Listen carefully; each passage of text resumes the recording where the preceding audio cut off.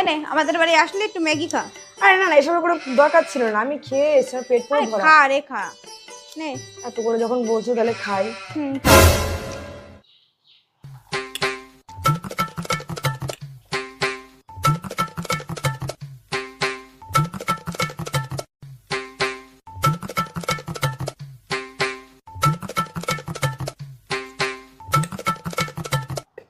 দে থালাটা, আমি কল করে রেখে আসি। না না, আমি কল করে রেখেছি, তোমার কষ্ট আরে হচ্ছে। দে দে। আরে থাক, আমি কল করে রেখেছি।